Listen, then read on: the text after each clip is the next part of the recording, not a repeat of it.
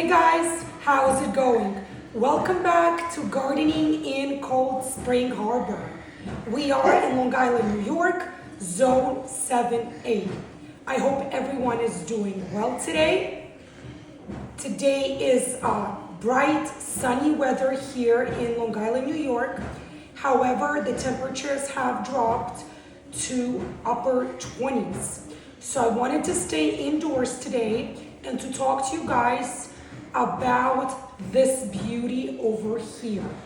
Yes, guys, today we are going to talk about Amaryllis flower. We're gonna talk all about buying, planting, and caring for your Amaryllis plant. So Amaryllis comes from the Greek word amarysso, which means sparkle. When you come to your local garden center, nursery, and or store, you must often see Amaryllis sold sometime around the holidays in the winter, usually sometime between Thanksgiving and Christmas. You see them sold in a box kit, which usually comes with some sort of a bulb, Amaryllis bulb, some sort of a potting mixture, and some sort of a pot, decorative pot inside the kit. Or the bulb is sold as a single, smaller sized or larger sized dry bulb.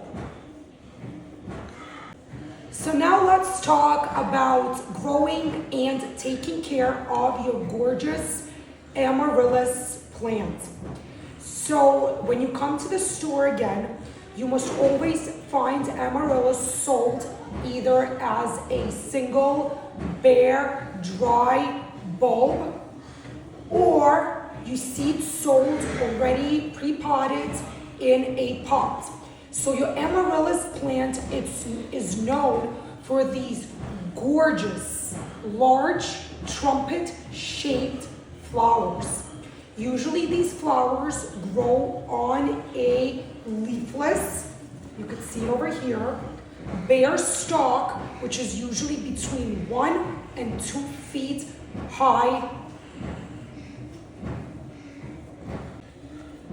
So now let's briefly talk about caring for your Amaryllis plant when it is done blooming. So here is an example of a stalk which is clearly done blooming. So let's talk about what you do with your plant and how you store it in the winter.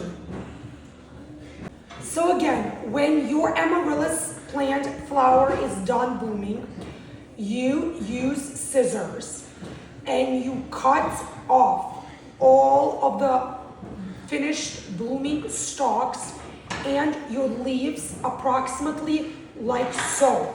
So you leave roughly between 1/2 inch to 1 inch in height, and you simply just cut off your leaves and your stalks.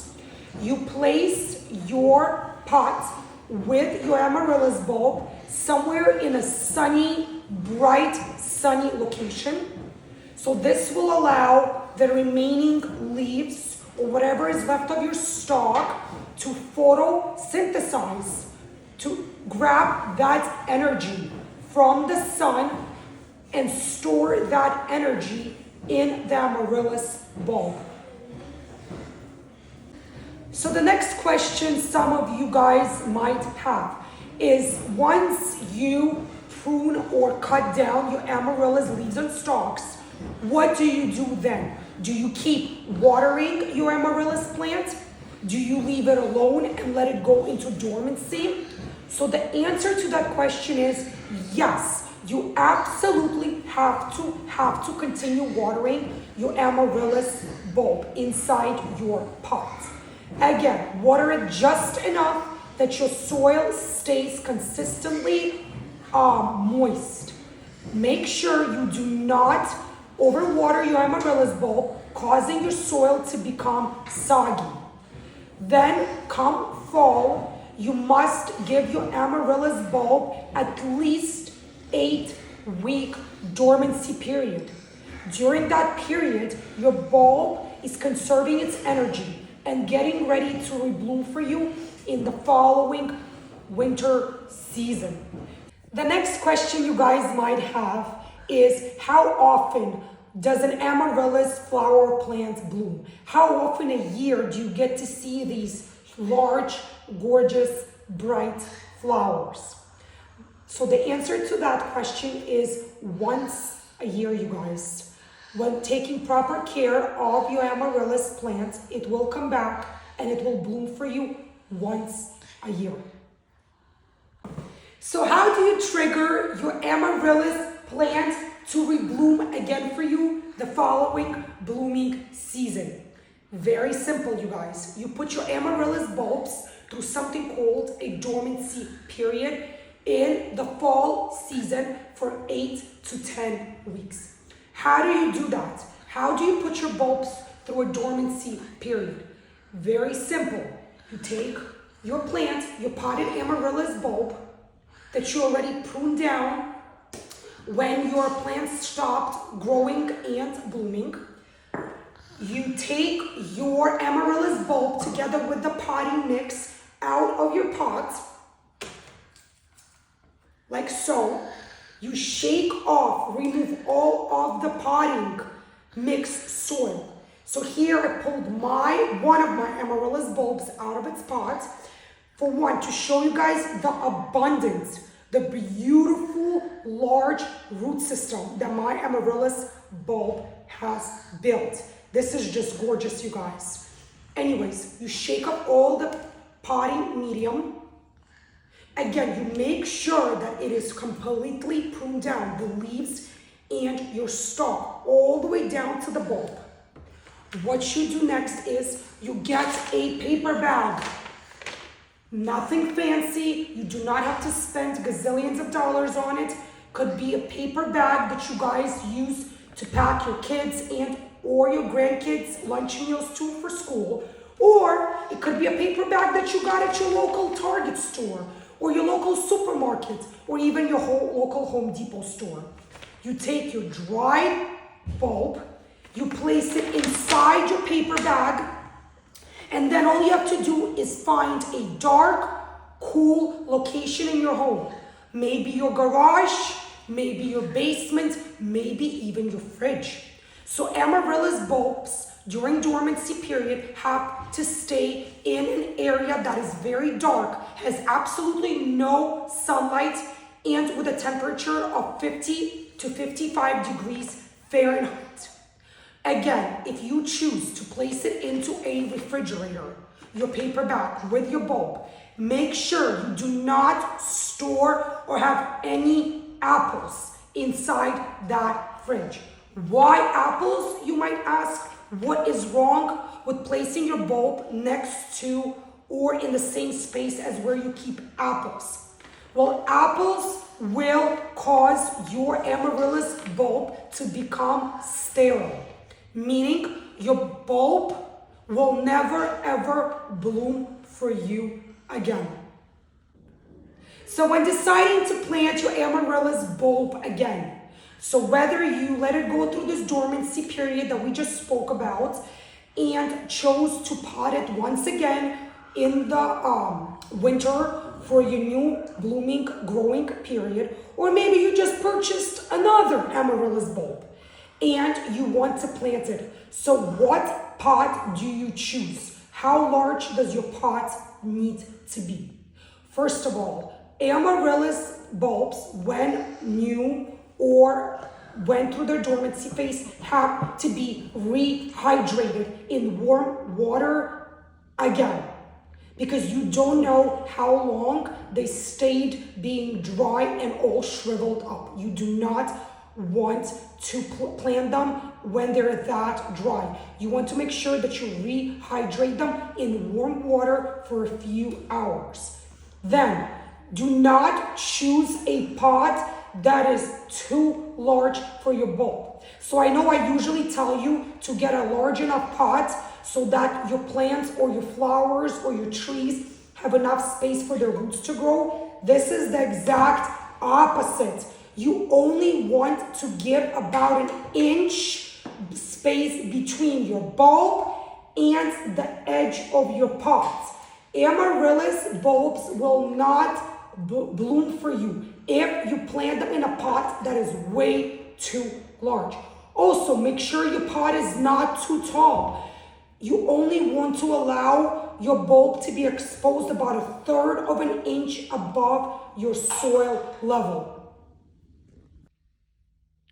As you could see, guys, I have and I grow a few different amaryllis plants here. So each one is different color. I know the two are done blooming, and one you could still see is in full gorgeous bright red bloom over here. So do amaryllis bulbs multiply? Yes, they do. So how do you know if your bulb multiplied?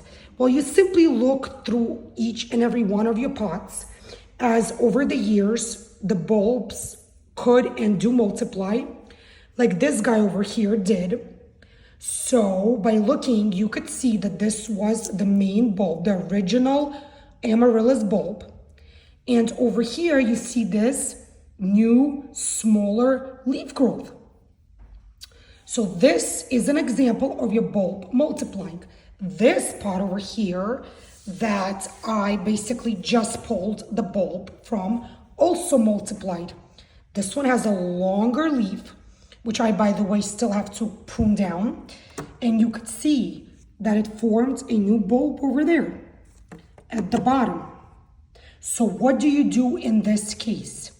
Well, what you do is you remove the potting mix and you separate the two bulbs. You separate the original, the large one, from your new baby amaryllis bulb. And you plant each one in separate pots. Meaning now, instead of one plant, you have two plants.